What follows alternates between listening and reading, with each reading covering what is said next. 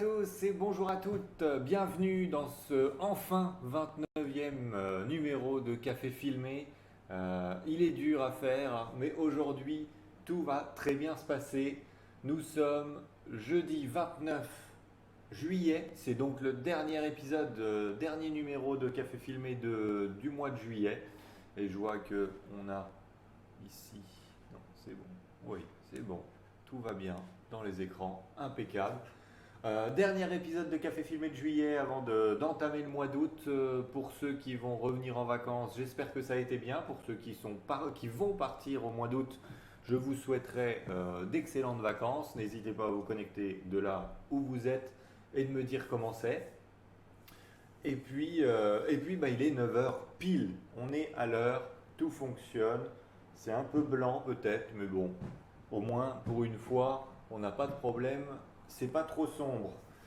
Aujourd'hui, aujourd'hui un petit planning, bah, c'est le planning qui était prévu mardi, hein, donc on va commencer par ça, et puis on attaquera tout de suite par l'astuce du jour.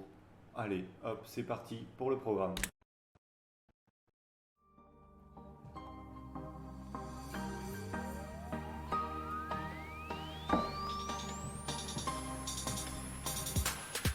Le programme d'aujourd'hui, le programme d'aujourd'hui, c'est une astuce du jour. Alors, on va parler, je vais cacher juste quelques numéros, voilà. Au cas où, on ne sait jamais, un zoom hein, sur une caméra Full HD 4K, on va parler de carte bleue, de carte bancaire, de vos vacances, mais plus généralement de l'utilisation de votre carte bancaire, vacances ou pas vacances. Ça, ce sera dans l'astuce du jour. C'est tout de suite après le programme, donc d'ici 2-3 minutes. Et c'est pas une bonne nouvelle, malheureusement, hein. Vous avez vu le titre, c'est annoncé. On ne va parler que de mauvaises nouvelles aujourd'hui. Deuxième du coup mauvaise nouvelle, et ce sera le fil rouge, le gros sujet de cette émission, cette 29e émission. On va discuter de la garantie décennale. Alors, c'est pas parce qu'il y a décennale dedans qu'on va parler de décès, hein. Ça n'a rien à voir. Mais justement, si vous ne savez pas ce qu'est la garantie décennale, euh, alors j'ai dit que c'était une mauvaise nouvelle pour les acquéreurs, c'est une globalement mauvaise nouvelle pour tous ceux qui espèrent faire fonctionner la garantie décennale un jour. Mais on va dire que c'est une mauvaise nouvelle dans, dans le sens où effectivement on verra que ça ne protège pas super, en tout cas pas super comme moi je pensais. Donc ça a été une mauvaise nouvelle pour moi et je pense que ce sera bien de le dire. Donc on va d'abord voir ensemble ce qu'est la garantie décennale, ce qu'elle est. Puis ensuite, on avait déjà fait le coup sur une autre émission, on va voir une jurisprudence de la Cour de cassation. Alors, c'est pas véritablement une jurisprudence dans le sens où bah, ils ont juste confirmé la loi, mais c'est donc une décision de la Cour de cassation qui rend un peu, on va dire, à moitié inutile la garantie décennale. Donc ça, c'est en toute fin d'émission. Donc il faudra être patient. Il va d'abord falloir supporter tout le reste, tous les autres sujets, donc apprendre ce qu'est la garantie décennale et tout de suite donc l'astuce du jour avec les cartes bleues. Donc c'est annoncé, hein, je vais parler de carte bleue, je vais parler de vos paiements en fait, des paiements qui passent par votre compte courant. Alors je suis content parce que c'était, on peut dire, un secret de polichinelle. Mais maintenant, en fait, des, on va avoir on a un article, en fait, tout simplement. On a un article de Moneyvox qui va confirmer mon ressenti et mon expérience. Donc, la carte bleue, à chaque fois que vous faites un paiement, vous avez la petite notification hein, sur votre relevé de compte qui vous dit ce que vous avez acheté ou vous l'avez acheté. C'est pas précis, c'est pas marqué vous avez acheté un gigot d'agneau, hein, ce sera marqué 8,90 € supermarché match, ce sera marqué 12,25 € station totale, Certaines fois même, c'est le nom du TPE, c'est le propriétaire de l'entreprise, donc c'est pas forcément même, ce sera pas marqué Total, mais ce sera marqué Guillaume Ruiz SARL, parce que je suis propriétaire du TPE et que le nom de ma société c'est Guillaume Ruiz SARL et que j'ai une succursale Total. Donc c'est pas très précis, mais souvent, et en tout cas moi personnellement ça m'arrive. Donc quand je sais plus où est-ce que j'ai fait un paiement, je recherche sur Google la référence qui est notée hein, dans la description du paiement et je trouve sur les trois premiers résultats de Google parce qu'effectivement j'avais oublié que ah bah oui j'avais fait ça et puis bah apparemment c'est ce nom-là. C'est beaucoup le cas plus quand vous allez acheter des places de concert, de spectacle ou des conférences, ce genre de choses. C'est pas marqué ah bah c'était Roland Garros. Non, c'est le promoteur de Roland Garros qui va apparaître. Et du coup, quand vous avez des habitudes avec cette carte bancaire, ça peut vous desservir auprès de votre banquier. Parce que quand vous allez faire une demande de crédit, immobilier ou conso hein, d'ailleurs, mais là on est dans le crédit immobilier, c'est l'émission. Quand vous allez faire une demande de crédit, votre banquier a la vue sur votre bulletin, le même que le vôtre.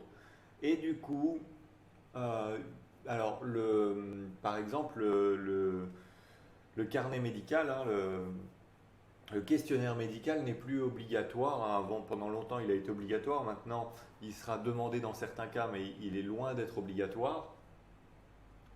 Mais maintenant qu'il est plus obligatoire, si vous faites un paiement par semaine par votre carte bleue dans une pharmacie, votre banquier n'a pas spécifiquement besoin de vous demander en fait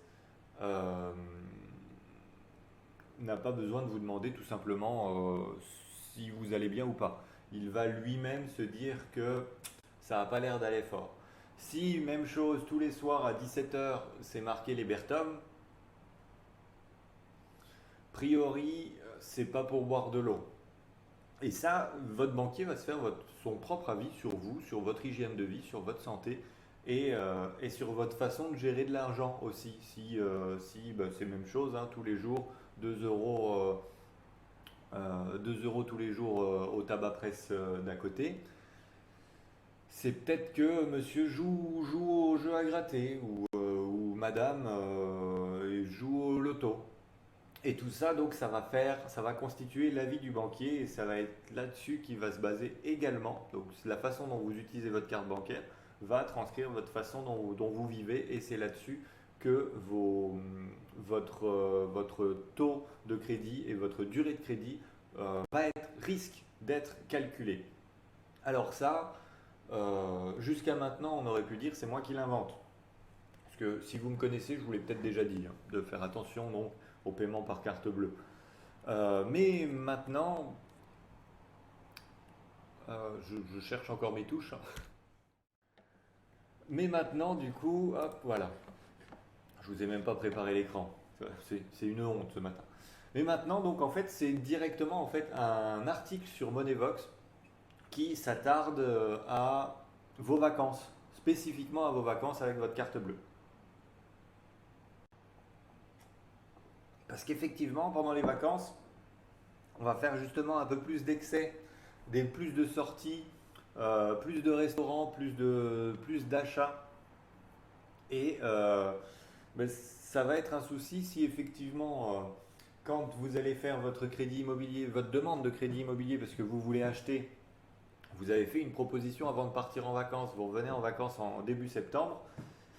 Malheureusement, bah, si vous avez été à découvert une fois parce que bah, finalement le calcul du prix du resto n'était pas le bon, ce sera quand même dans votre dossier en fait. Parce que quand vous allez faire votre demande de crédit, il faudra montrer les bulletins des N derniers mois, 3 derniers mois. Si les 3 derniers mois c'est juillet, août et juin, et que juillet, août vous étiez à découvert à cause de vos vacances, et bien à cause de vos vacances, vous pouvez avoir un refus de crédit, vous pouvez avoir un taux qui ne sera pas celui que vous auriez eu avant les vacances. Donc Moneyvox nous avertit effectivement de faire attention à nos achats de vacances. Et puis effectivement, plus largement, comme je l'ai dit moi en introduction, achat compulsif, consommation d'alcool, dépenses de jeu, le banquier peut refuser votre prêt immobilier si votre carte bancaire chauffe un peu trop cet été, mais tout le temps du coup en fait, toute l'année pour le reste, mais surtout l'été. Moneyvox va plus loin, hein, donc ces mauvaises dépenses qui bloquent le prêt, juin, juillet, août, les dépenses flambent, les banques vont étudier méticuleusement chacune des lignes de votre relevé de compte et sanctionner les dépenses excessives de jeu, de consommation d'alcool et spontanée. Donc, alors, il y avait, il y avait dans l'article, je ne sais plus où, il me semble, pourtant, voilà. C'était cette partie-là également, hein. Donc on vient de parler hein, de l'assurance du questionnaire médical. Donc attention à un éventuel surcoût de l'assurance emprunteur. Et pour le coup, même si je me méfie de la carte bleue pour ce genre de détails, après ça ne me dérange pas de payer avec ma carte bleue, mais effectivement j'ai ça en tête toujours quelque part dans ma tête. J'avais pas pensé à l'assurance emprunteur. En fonction du montant que vous empruntez, mais également de votre état de santé, il est possible que la banque ou l'assureur vous demande de réaliser des analyses médicales. Or, celles-ci pourraient trahir les excès que vous aurez fait durant l'été. C'est pas le moment de faire grimper votre taux de cholestérol. Cette phrase m'a fait rire, mais c'est vrai. Du coup, mangez des pommes, comme dirait Chirac, comme disait Chirac. Bonjour les vieux d'ailleurs. Mais effectivement, donc analyse médicale en septembre, si vous avez un peu abusé juillet-août, ça peut piquer. Alors, vous pouvez remplacer juillet-août par à peu près tous les mois de l'année, selon votre façon de vivre, hein, du coup. Vous pouvez, euh,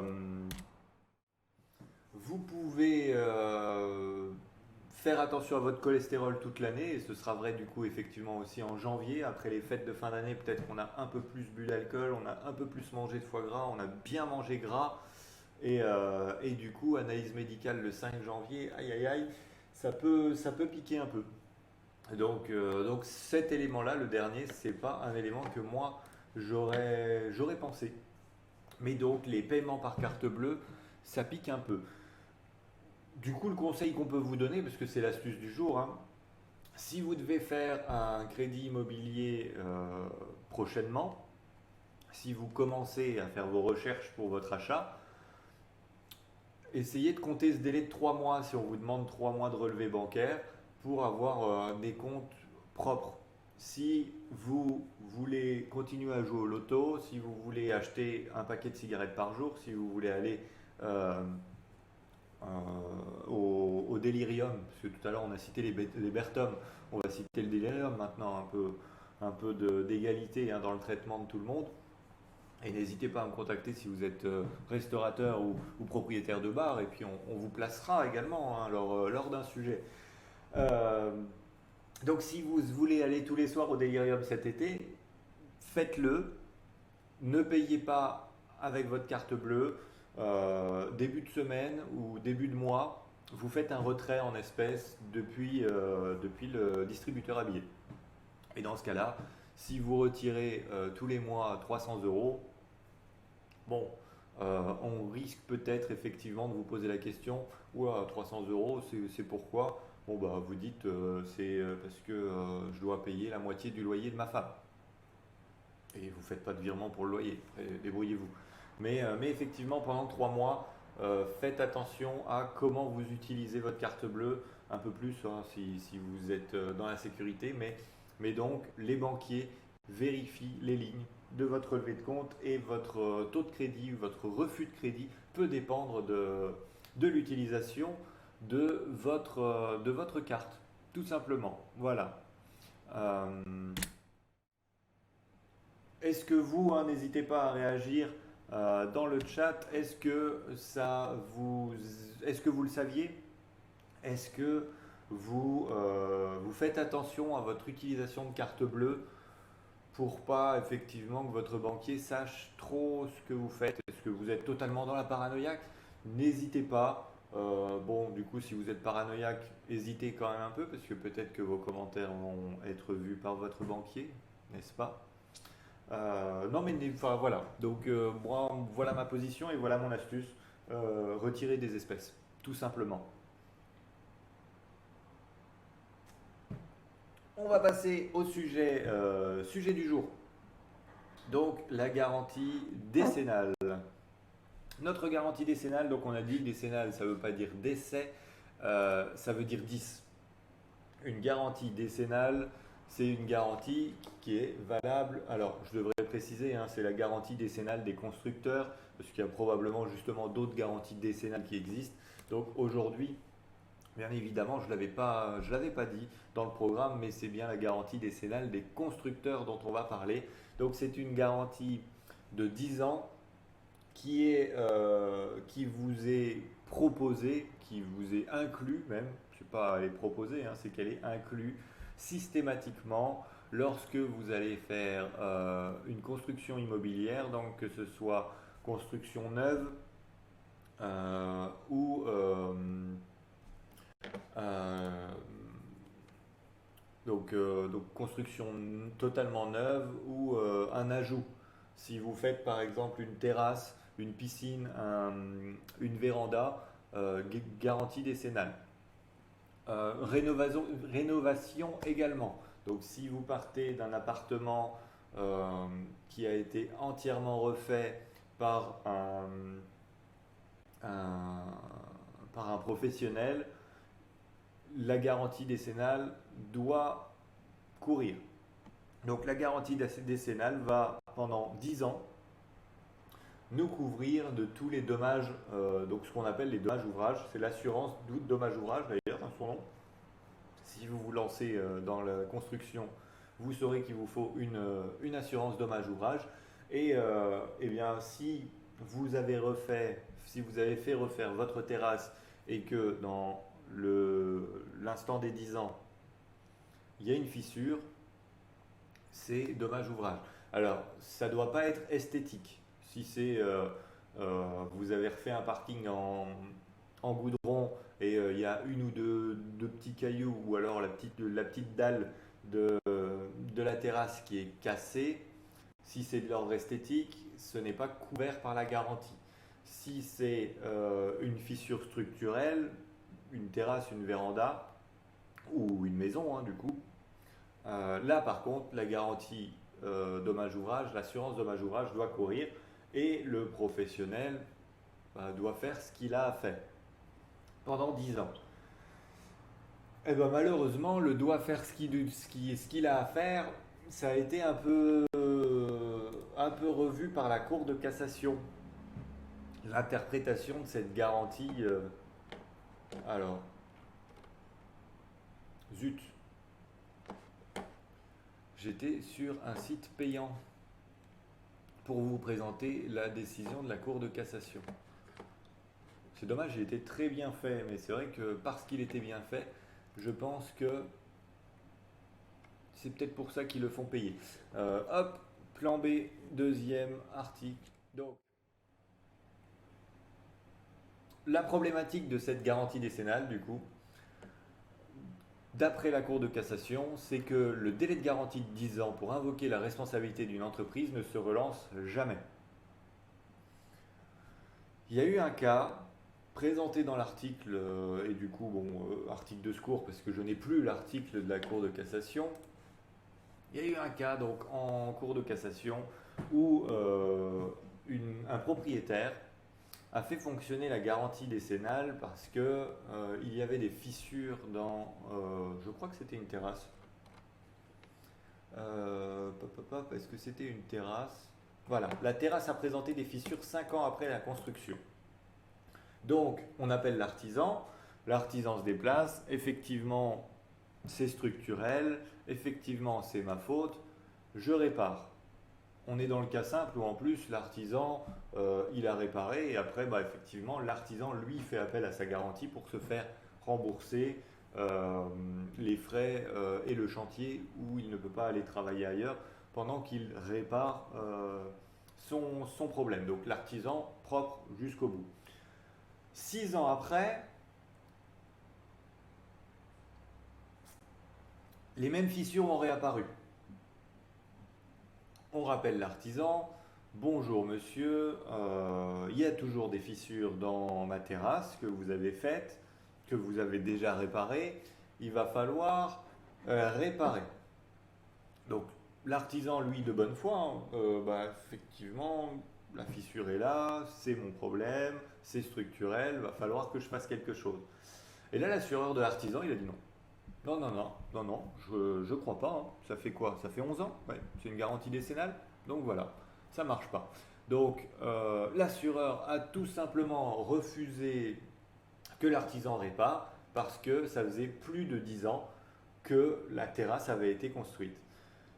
Ça va au tribunal, ça va à la Cour de cassation, et la Cour de cassation a validé la position de l'assureur en disant effectivement la garantie décennale, c'est un délai de forclusion. Ce n'est pas un délai de prescription. Alors, est-ce que vous connaissez le mot forclusion? Parce que moi, je ne le connaissais pas, hein. Déchéance d'un droit non exercé dans les délais prescrits. Et on a dit le deuxième, parce que du coup, j'ai totalement... prescription.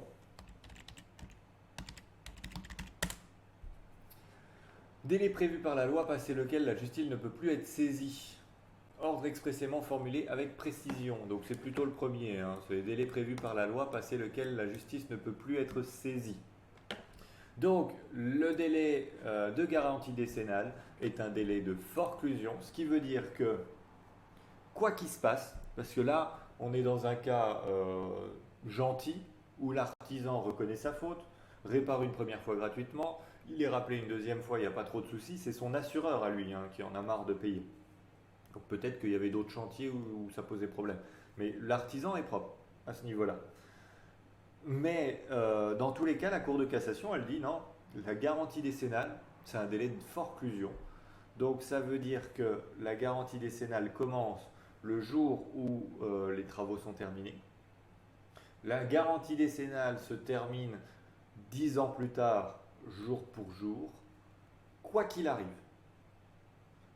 Et le quoi qu'il arrive pose problème dans ce cas-là, parce qu'effectivement, on a un problème à année plus 5, à n plus 5, on le fait réparer. Le problème n'est pas résolu. Il se reproduit à n plus 6, mais ce qui veut dire n plus 11 par rapport à la fabrication initiale, c'est plus garanti. Alors que le problème est le même. On aurait pu avoir la même chose où effectivement vous achetez une maison neuve, vous avez un souci de fissure dès la première année, vous le faites réparer, la deuxième année même chose, troisième année, comme ça 10 ans de suite parce que vos fondations elles sont pourries de chez pourries, et bien la 11e année, vous vivrez avec votre fissure. La Cour de cassation en fait a considéré que c'était donc que la garantie décennale est un délai de forclusion et que ce délai de forclusion permet de faire une mise à l'épreuve. Et c'est là où en fait je ne les suis pas, c'est que si c'est une mise à l'épreuve, à partir du moment où un problème a été signalé, ça veut dire que la mise à l'épreuve a échoué, même si c'est à 9 ans. Si c'est la 9e année, ma fondation en fait elle est pourrie, ça veut bien dire que la mise à l'épreuve c'est un échec. Ça n'a pas été fait correctement. Et dans ce cas-là, ça devrait être un délai de prescription et que quand vous signalez un problème, le délai de 10 ans reparte depuis ce problème-là, pour ce problème-là, pas pour un autre. Si effectivement votre terrasse est fissurée, vous faites réparer la fissure et la semaine d'après, c'est de l'autre côté de la maison, c'est la porte de garage, bon, c'est pas le même problème. Donc là, si c'est après les 11 ans, pas de souci. Mais pour un même souci, on devrait avoir un suivi jusqu'au bout, jusqu'à ce que le problème soit résolu. C'est pas ce qu'a déclaré la Cour de cassation. La Cour de cassation est allée plus loin en précisant que c'était un délai de forclusion. Ça veut dire que si demain, malheureusement, vous tombez sur un artisan ou un constructeur qui connaît mieux la loi que vous, on va dire, plutôt que de dire qui est malhonnête, vous l'appelez parce que vous avez un problème dans votre maison, suite à son intervention. S'il ne fait rien et qu'il attend la fin du délai de la garantie décennale, il peut s'en sortir et ne rien faire. Donc, euh, si vous avez un souci structurel dans une construction ou dans un ajout, si on approche la fin de la garantie décennale, pour le coup, on peut appeler ça l'astuce du jour 2, hein. On peut appeler ça l'astuce du jour 2. Insister. Insister à mort. Si l'artisan sait, parce que peut-être que les artisans ne savent pas hein, que c'est un délai de forclusion, mais s'il sait que c'est un délai de forclusion et que vous l'appelez à la 9e année, il va faire sonner le téléphone. Il va pas décrocher. Il a techniquement la possibilité de ne pas décrocher. Parce que vous avez fait appel à lui pendant la garantie décennale. Mais le problème, c'est que c'est pas au moment où vous faites appel à lui, au moment où vous faites constater le dégât, c'est au moment où il intervient. Et du coup, euh, on peut avoir une situation, et donc c'était dans l'article Boursorama, c'était dans la conclusion de la Cour de cassation. Le délai de 10 ans est accordé pour invoquer la responsabilité d'une entreprise et obtenir d'elle la réparation de ses travaux défectueux. Ce délai n'est pas susceptible d'être prolongé. Il ne sera pas relancé, quelle que soit l'attitude de l'entreprise, qu'elle reconnaisse ou non la responsabilité sur un mauvais travail effectué, et même si elle y remédie. Donc, on était dans le cas où elle reconnaît sa responsabilité. Oui, c'est ma faute. Non, c'est votre faute, effectivement, mais c'est au-delà des 10 ans. Mais si il dit que c'est pas sa faute, si elle corrige le problème et qu'il réapparaît à nouveau, c'est pas grave. Si elle ne corrige pas le problème, c'est pas grave non plus. Je pense qu'il faut aussi se le noter dans la tête quelque part. Parce qu'effectivement, du coup, on compte beaucoup sur la garantie décennale en se disant c'est bon, il y a une garantie décennale, donc si j'ai un souci, j'appelle. On pense souvent effectivement que bah, s'il y a un problème, et ça c'est dans tous les domaines hein, pour le coup, si vous avez un problème avec votre voiture pendant sa durée de garantie, le problème est réparé, le problème resurvient après la durée de garantie, les gars, il y a une obligation de résultat chez les garagistes. Bah, apparemment, il n'y a pas d'obligation de résultat chez les artisans. Cette garantie, en tout cas, n'est pas une obligation de résultat. Donc, si vous êtes propriétaire et que vous faites appel à un artisan ou à un constructeur pour faire toute ou partie de votre maison, gardez ça en tête, effectivement. Plus on s'approchera de la fin du délai, plus il faudra se dépêcher. Parce que si vous le signalez, mais que juste après on dépasse les 10 ans, c'est fini. Si le problème se, euh, se reproduit plusieurs fois, il va falloir vraiment insister jusqu'à ce que ce soit résolu et trouver peut-être une autre solution. Est-ce que justement il y a une garantie que l'artisan, que le professionnel peut vous donner pour vous faire prolonger la garantie décennale, mais donc ne croyez pas que c'est la garantie décennale qui vous protégera. Si vous êtes acquéreur, donc ce que j'ai dit, hein, c'est mauvaise nouvelle pour les acquéreurs, même chose. Effectivement, hein, si des travaux ont été réalisés dans un bien immobilier que vous voulez acheter depuis moins de 10 ans, il faut que la garantie décennale soit présente au moment de l'acte. Mais donc, prenez bien en compte la date de la garantie décennale. Prenez également en compte si les propriétaires ont déjà fait appel à cette garantie décennale, pour quel point. Et ça doit être, au moment de la visite, un point d'attention pour vous. Si votre vendeur vous dit oui, oui, la terrasse, on l'a fait faite il y a 8 ans, donc elle est sous garantie décennale, il reste 2 ans, et il y a 1 an, on a dû la faire parce que, méfiez-vous de ce point-là, parce que vous n'avez plus que 2 ans de garantie décennale pour la terrasse. Donc, à vous de juger si effectivement pendant 2 ans c'est pas mal et puis après bah, au pire moi je la referai moi-même ou j'appellerai un artisan et je la referai mais ce sera à mes frais, ce ne sera pas prorogé, rajouté à la 7e année 10 ans de plus. Non, dans 2 ans c'est fini quoi qu'il arrive. Donc il faut le savoir. J'ai été étonné de la réponse de la Cour de cassation. Donc quelqu'un qui travaille dans le bâtiment ou qui travaille dans l'immobilier depuis plus longtemps que moi me dirait peut-être bah oui c'est logique. Moi effectivement je pense que si un travail est fait ou n'est pas fait, bah, tant que c'est pas fait ou pas bien fait, il faudrait rallonger. C'est pas apparemment la décision de la Cour de cassation qui elle pour le coup pour ça, c'est pas vraiment une jurisprudence dans ce cas-là, n'a fait que relire la loi et à dire non, non, c'est écrit, c'est forclusion, c'est pas prescription. Donc, au bout des 10 ans, on ne peut plus m'appeler. Euh, Là encore, hein, du coup, j'attends vos témoignages si vous avez eu ce cas d'une terrasse ou d'une véranda ou d'une maison, un petit problème que vous avez eu ou un gros problème que vous avez eu avec intervention de la garantie décennale et qui n'était pas réglé après et qui vous pose encore souci aujourd'hui. Malheureusement, eh ben, effectivement, voilà l'explication.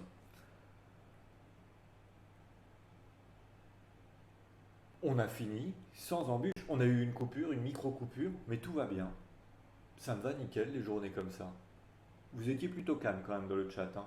Soyons honnêtes, là, mois d'août, on va y aller tranquille a priori, hein. Donc bah oui, donc voilà, les trois sujets abordés. Hop, je me rajoute une petite note pour la prochaine émission. Euh, voilà, c'est vous, c'est fait. Merci. Du coup, j'espère que ces deux sujets vous ont intéressé. C'était deux sujets qu'on aurait dû traiter mardi, qu'on traite aujourd'hui, c'est pas grave, hein, c'est fait, c'était pas de la qualité, on n'est pas BFM TV, donc tout va bien à mon niveau. Euh, Merci, vous qui êtes en live là maintenant tout de suite, hein. Vous êtes toujours présent malgré les vacances, alors peut-être que vous êtes au travail et que du coup euh, vous voulez passer une demi-heure avec moi et que vous êtes tout seul au travail, il n'y a pas de souci, je vous accepte tout l'été, on va continuer au mois d'août. Les mêmes dates, les mêmes horaires, le même rythme, il n'y a pas de souci, on va continuer à faire des émissions, on va continuer à l'améliorer et on va continuer à croiser les doigts pour qu'il n'y ait aucun problème. Et jusque-là, a priori, tout va bien. Donc merci beaucoup pour ceux qui sont en live, merci beaucoup à ceux qui vont regarder cette vidéo en replay, si vous la regardez jusqu'au bout et que du coup vous avez un remerciement, parce que si je devrais vous remercier au début en fait, ça irait peut-être mieux. Et puis comme d'habitude pour le coup, comme d'habitude, le petit soutien qui va bien, un petit partage, un petit like sur Facebook, le petit abonnement si vous regardez cette vidéo sur YouTube. Sur le côté de mon épaule, vous aurez le bouton pour vous inscrire, pour vous abonner directement, la petite cloche pour être au courant des dernières vidéos. Et puis, ce sera déjà pas mal. Merci à tous, je vous souhaite une bonne fin de semaine et je vous dis à mardi. Allez, ciao, bye bye.